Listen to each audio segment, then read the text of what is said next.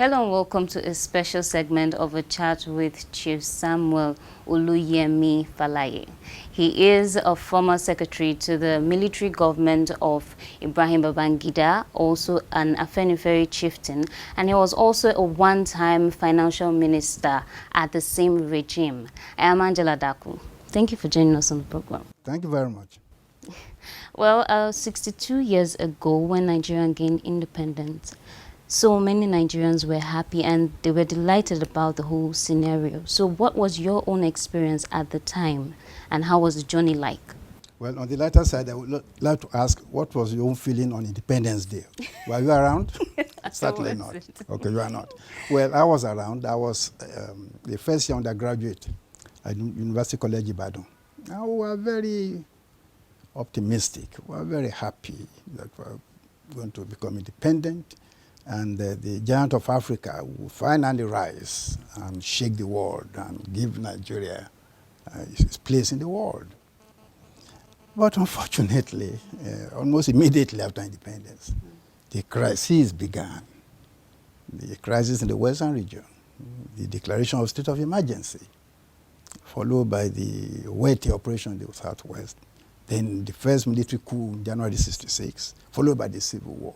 Military government after military government, coup and counter-coup, until we got to where we are now. It's unfortunate that it's been a breathless journey of crisis management since independence. The hopes we had at independence, I'm afraid, have not been achieved, largely because of, in my opinion, the crisis of leadership, both military and civilian. We are very hopeful, but gradually the hope has dimmed. I'm praying that the fire of hope will not finally go out. I hope not. Well, at that time, would you say all Nigerians were jubilating concerning the creation of a nation and that they were looking up to, or some people were scared that Nigeria had not gotten to the point of which it was supposed to get to? Yes, most Nigerians, now looking back, erroneously jubilating, including myself. But there were a few people, a minority of Nigerians, who thought we were not ready for independence. They were called names. One of them was Aduni Oluwole, a lady from Lagos, Ibadan. She had a party called Egbe Koyinbo Mailo, the party that says the white man should not go yet. She said if the white man were to leave at that time, we will enslave one another.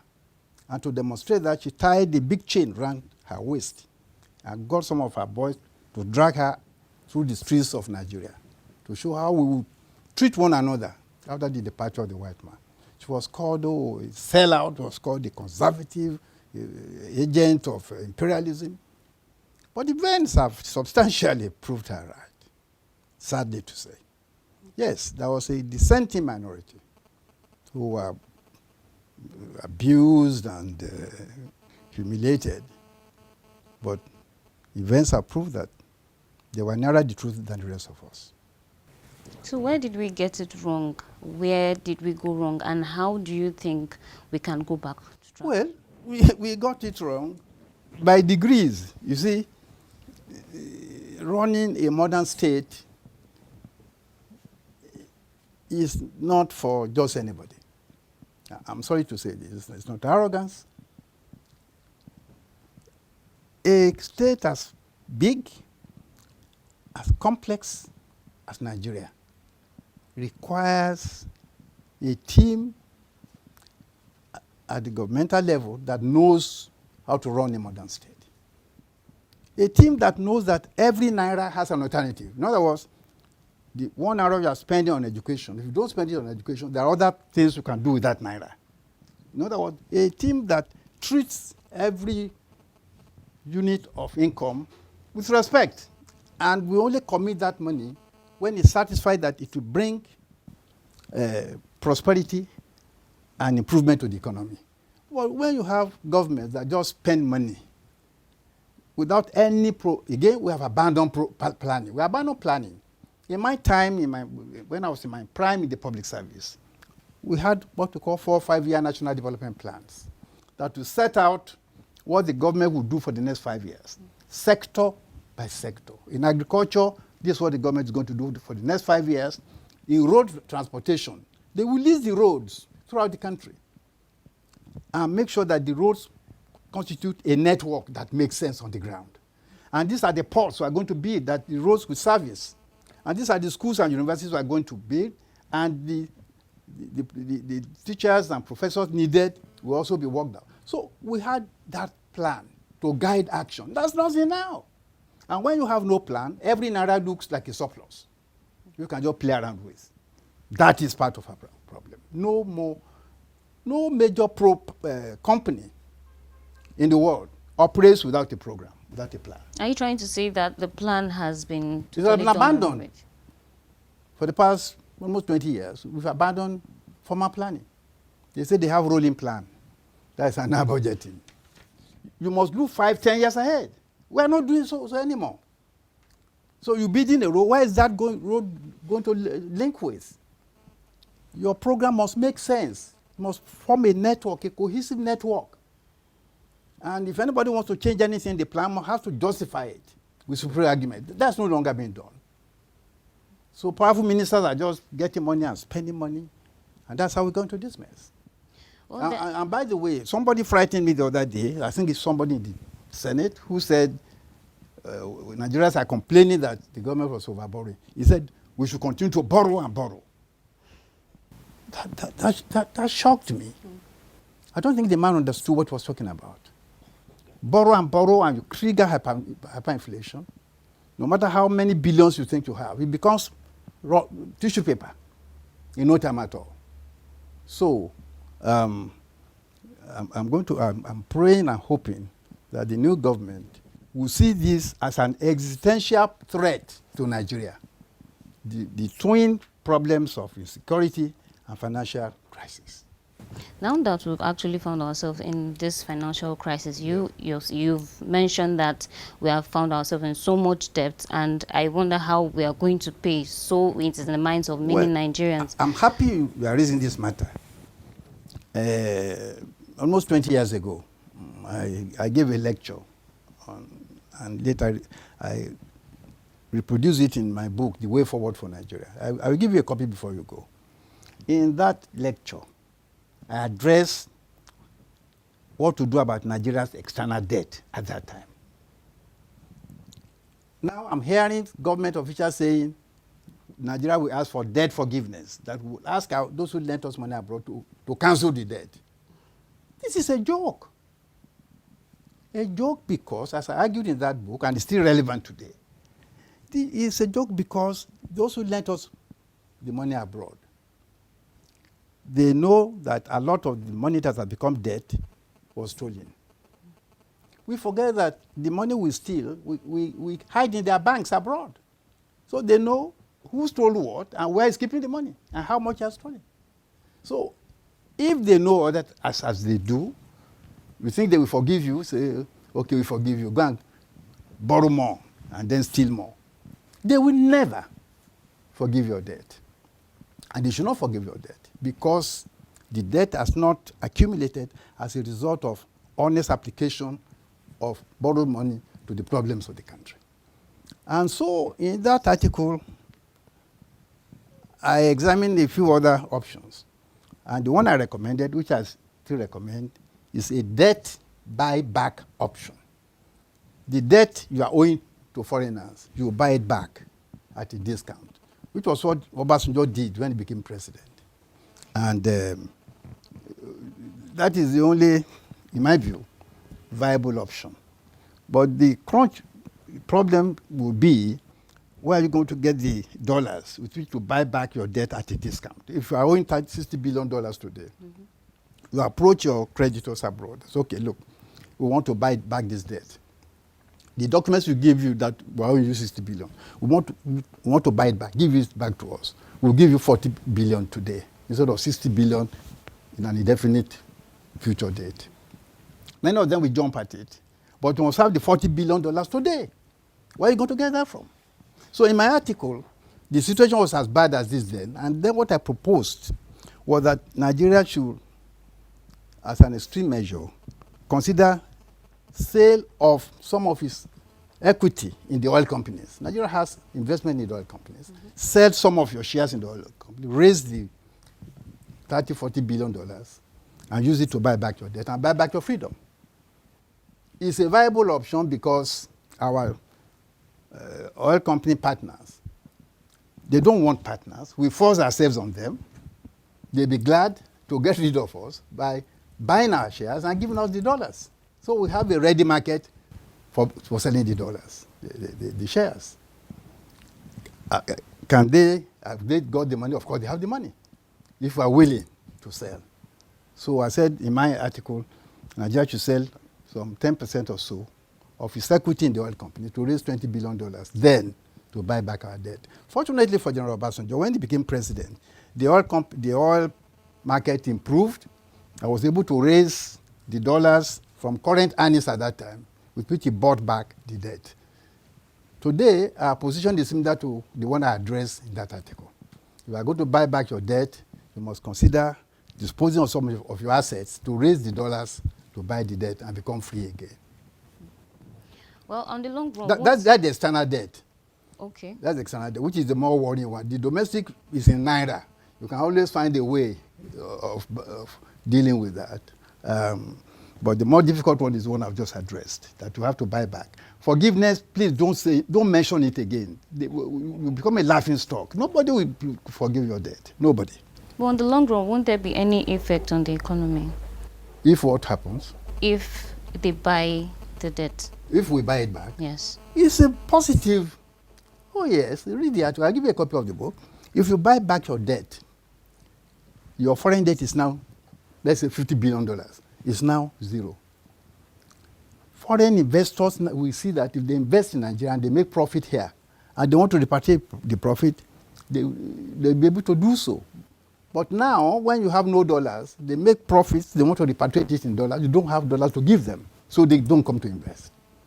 With your debt eliminated or reduced substantially, you become more attractive to foreign investors who will invest and create more money and more jobs and more products for Nigeria.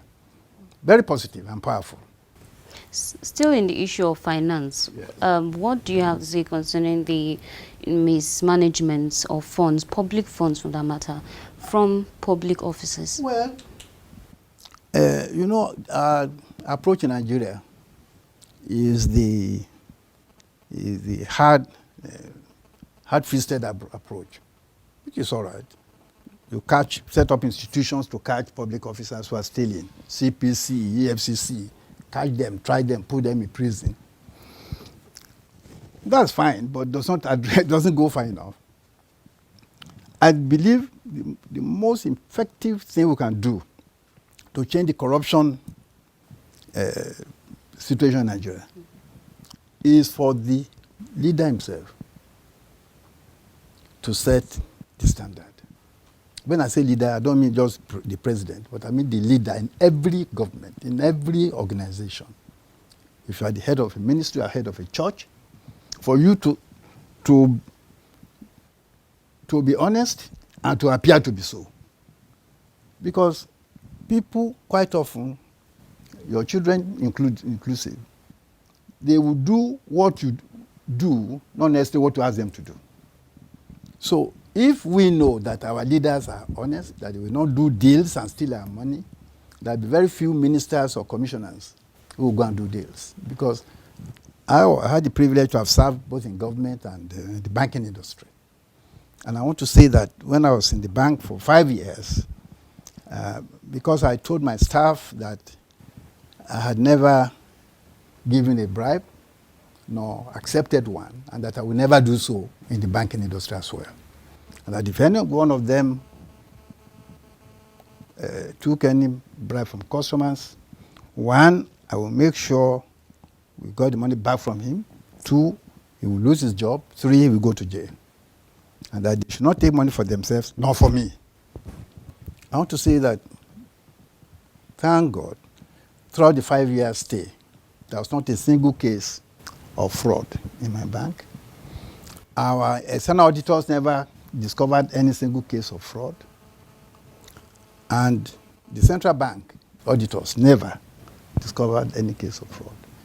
Because I believe all my staff took their cue from what I told them.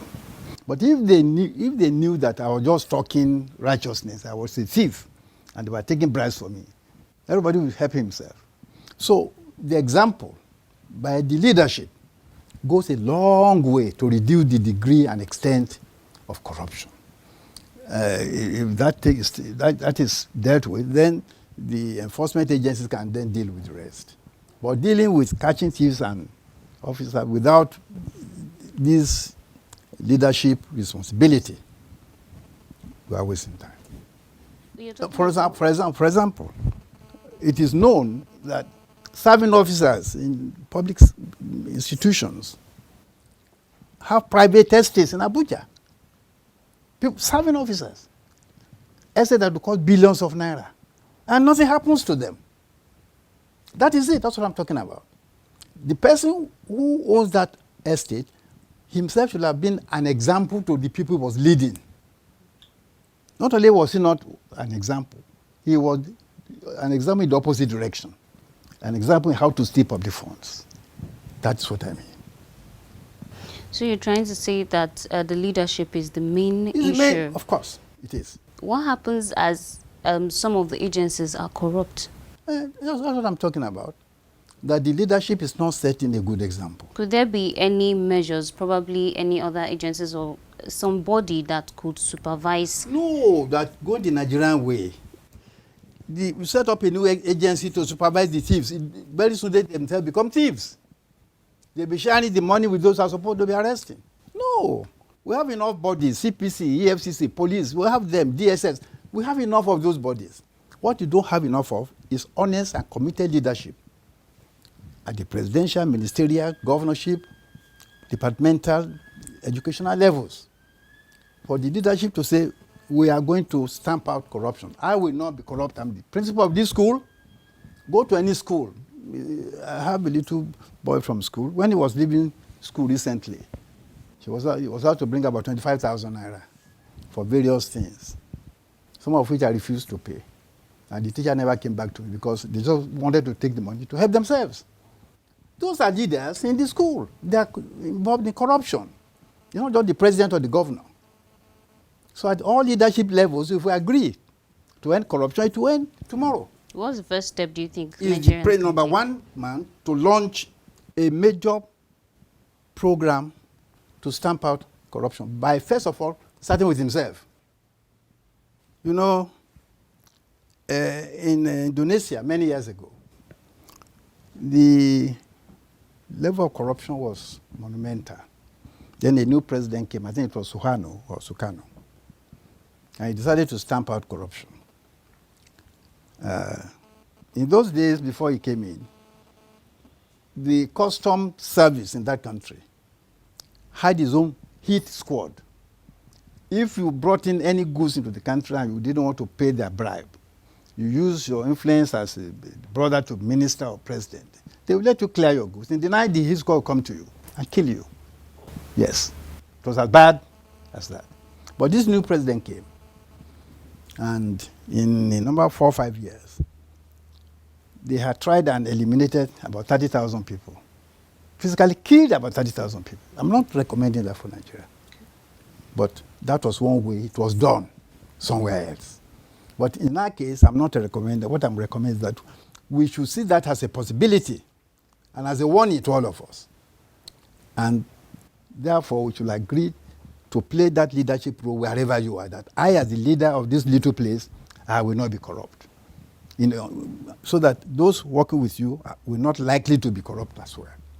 If we all take that decision, it will reduce the work of EFCC and CPC by 80%. Well, during your service as the secretary in the regime of Ibrahim Babangida, there was a shift in economy from the agricultural sector to the oil sector. So what were some of these measures that were taken to execute that plan? No, there was no plan to shift the economy from agriculture to oil sector. It just happened that the international oil business took a turn for the better from our point of view. I think it was in 1973 when there was a revolution in crude oil prices. A barrel of oil used to sell for about $1.21. Then suddenly it went to $3.50, then to $10. And that came to make oil by far the most important sector of the economy because of the huge increase in the price of crude oil. It was not we shifting it, it was the international economics shifting it. But what the Babangida government tried to do was to make Nigeria self-reliant, to produce in Nigeria as many of those things that we need that were imported from abroad. And that was why, for example, we introduced the domiciliary account in the banks. Before that, there was no such thing. The domiciliary account enables you to export whatever you have abroad, collect the dollars, and it comes into your own account. And you can take it in dollars and use it for your own purpose. You don't have to go to the bank to ask your bank to apply to the central bank for dollars. You already earn your own dollars, and you are using to pay your children's school fees or importing books for yourself. That way, you ease the pressure on the central bank. If many of us are earning dollars to meet our needs, we don't have to go to the central bank. And to that extent, the central bank is less pressured for dollars. So it has a beneficial effect on the economy. That was one major thing we did at that time. And so many others, but I don't want to go into that. You earlier talked about the Confab 2014, Yes. of which you were one of the great minds that contributed to the ideas that Yes. were brought out, about Yes. 600 plus. So why was this ideas not implemented in helping Nigeria? Well, first of all, the president who convoked the conference delayed for a long time before he did so. Some of us had to persuade him through several interactions to persuade him to convoke the conference. By the time he convoked it, he had about 8 months to go. When the report was ready, there was no time really to implement it. But that's not to say that the incoming government should not have implemented the program. But President Buhari said he would not even read it. Suppose what he said, that people, the leaders from the North, seem not to want restructuring, but not all of them. It's not true. We are all seeing the need for restructuring today because we're able to demonstrate that restructuring benefits everybody. In the policy, in the report we brought out, restructuring was going to lead to the establishment of a special fund for developing solid minerals located predominantly in the North. And that's an attractive thing to restructuring. And if you recall, even in the colonial period, Ahmadu Bello favored a more decentralized government. And during the confab discussions, although in formal discussions, yes, what you said tended to be the case, but in what we call private discussions at night, we set up what is called the bridge, an unofficial group of leaders from different parts of the country, where we exchange views frankly. And you'll be shocked that your views are similar to the views of those who think I do not agree with you. Let me give you an example. In the open conference, those of us from the West propose a return to parliamentary form of government because it is cheaper, it is more collegiate, etc., etc. There was opposition, mainly from the North. But in the unofficial discussions at night, I was shocked to hear them say, yes, we believe that parliamentary is the best form of government. So then I said, then why did you oppose it in the official conference? Oh, they said because Obasanjo has used this powerful presidential thing for 8 years. We too want to use it for 8 years. After that, then we can come together and adopt parliamentary system of government. That is Nigeria for you. Many of us agree on many of those things, but for all kinds of political considerations, we don't come to agreement. That is not officially. Well, still going back to the Constitution of Nigeria, many have said that Nigeria's problem is the Constitution, since it was not the people that created the Constitution and all of that. And you have earlier said that the 2014 confab was a move to maybe create a form of constitution for Nigerians, since Nigerians were the ones who participated in that confab. So do you think that we would actually need a new constitution as a whole, or we need readjustments with what we have? Thank you. Again, as I promised earlier, I will give you a copy of my book. In my book, I've argued that the present constitution is fundamentally flawed. And there's no way you can amend a flawed constitution to get a right constitution. Let me give you one or two examples. One, I'm persuaded, and many Nigerians are persuaded, that what we need is a parliamentary constitution for many, many reasons. What you have is a presidential constitution. How do you amend a presidential constitution to give you a parliamentary constitution? It's fundamentally different. The institutions are different. Everything is different. You have to write a new constitution. Number two, before independence and soon after independence, Nigeria had one federal constitution and later 4 regional constitutions. There were 5 constitutions in Nigeria. 1 federal, 4 regional. Northern region, Eastern region, Midwest region, Western region. All 5 were operational at the same time. Your generation would not know that, but that was the situation. That was the degree of independence of the regions, of the federal government. That was what we got from the British. Well, the military came and collapsed all those constitutions into one. Again, how do you amend? We have to go back to what we had at independence, the degree of independence of the regions. How do each region or state must have its own constitution that is consistent with the federal constitution? How do you amend one single constitution we have to generate 36 state constitution? I have 37. It's impossible. So, therefore, you need a brand new constitution based on a different concept of parliamentary form of government, greater autonomy and resources for the states and regions, with a few strategic functions left at the center, and then distributing resources accordingly to give more resources to the regions, states, and the local governments where the people reside. The present constitution is completely different from that. So, amendment is totally inappropriate. I even argued in the book that who is to amend the constitution? I disqualified the Senate and the House of Reps as unqualified to do so. Let me explain. Members of the House of Representatives and the senators, we elected them to make laws and amend laws for Nigeria. We did not elect them as constituent people to give us a new constitution. They did not ask for that power during the election. It's not included in the mandate we give them. So they cannot smuggle it into their mandate after the election. So they cannot therefore perform a fundamental constituent function for Nigeria. They can amend, but to write a new constitution, you need a constituent assembly. They are not a constituent assembly. They are not so elected.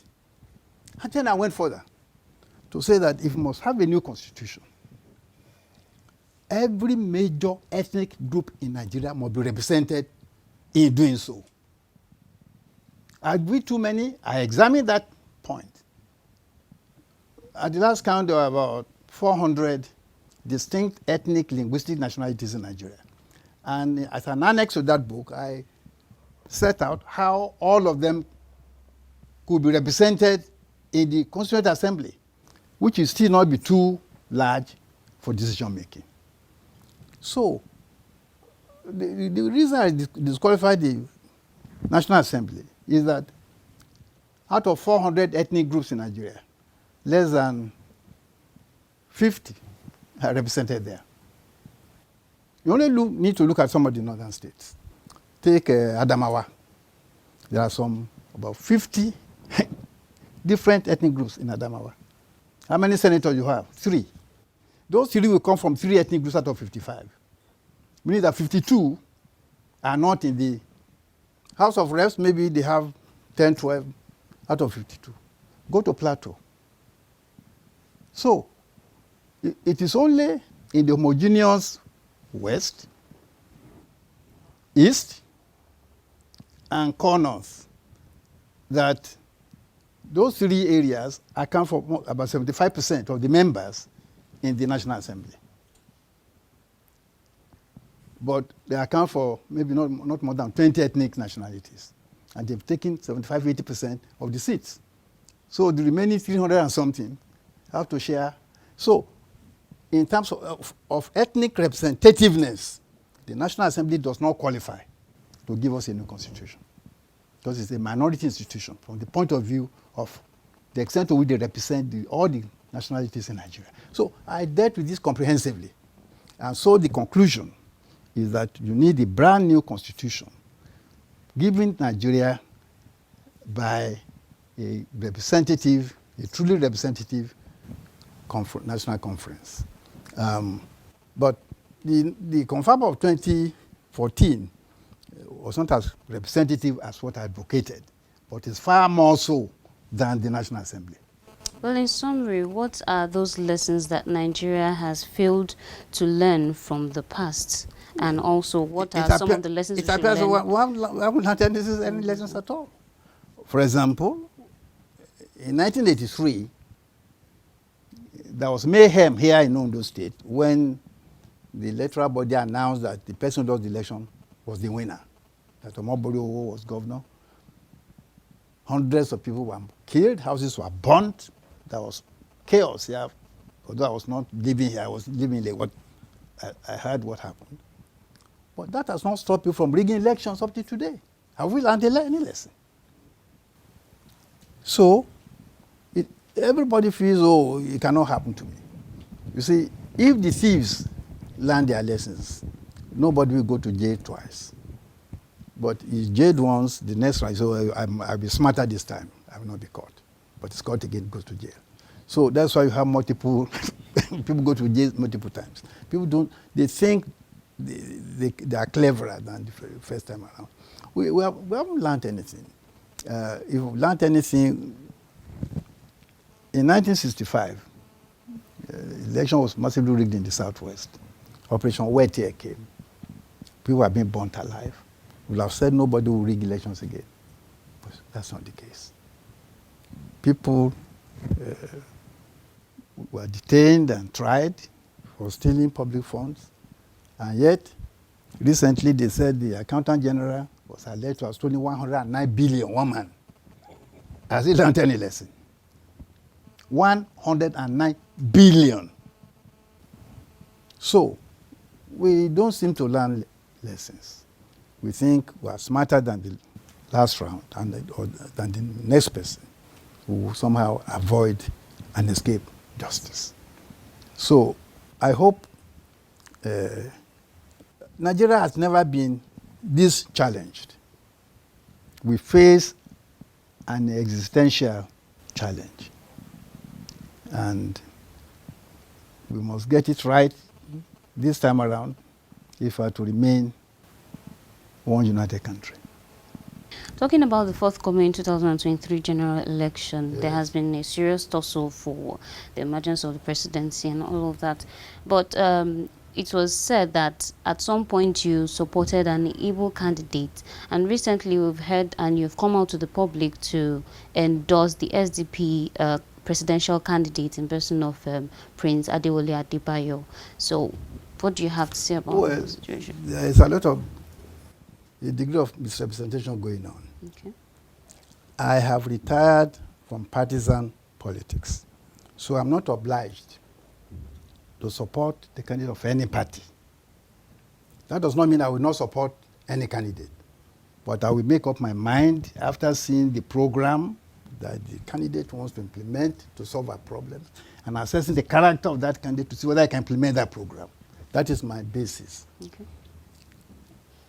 But I want to say that our former chairman, national chairman of the SDP, I've always maintained that the SDP is perhaps the only party properly so-called in Nigeria because it is an ideological party.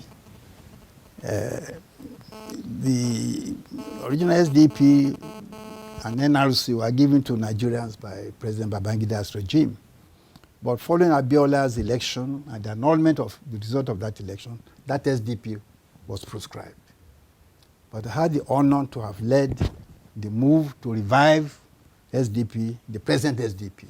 So people rightly call me the father of the present SDP. So that I cannot therefore say the child I fathered, I don't know that, but I'm not a member of the SDP. I have an emotional relationship as my former political constituency. And I regard it as the closest to a political party in Nigeria. So going by parties, it will be my number one choice as a party because it has an ideology. If you read the manifesto, which we wrote, it is crafted to take care of the welfare of the individual from the cradle to the grave. The welfare of the individual is the focus of the party. I don't think you can find 2, 3 parties in Nigeria with that kind of commitment. That is why I say it is the only political party. Although it may not govern in any state, as I said earlier, governing a state is not a criterion for being a party. You can govern a state without being a party. So the SDP, therefore, in my view, my humble opinion, is a closest approximation to the ideal political party we should have. As I said earlier, the presidential candidate I will support must publish programs for addressing the problems of Nigeria. And I will assess the character of that candidate as being able to implement that program. So in that context, I'll be examining all the candidates, including that of the SDP. All right? But the advantage is that the SDP, as a party, is my choice, the party, not the candidate. The candidate I will assess along with other candidates on the same basis of their program and their ability to implement those programs. Although there are fears that the party does not have the structure or what it takes to rule the country, so why are you persistent on supporting SDP? SDP, I've told you that it is the only party that is set up to take care of the welfare of the ordinary person. The others are there to enable people, say, we call them gang up for power. You are important in your town, I'm important, we get together to win election and seize the treasury and share the money. I can't support such groups. I'm not supporting, SDP did not exist when I went to ask for its revival. So the support is not based on its ability to win election, but on its ideological commitment to the welfare of the people.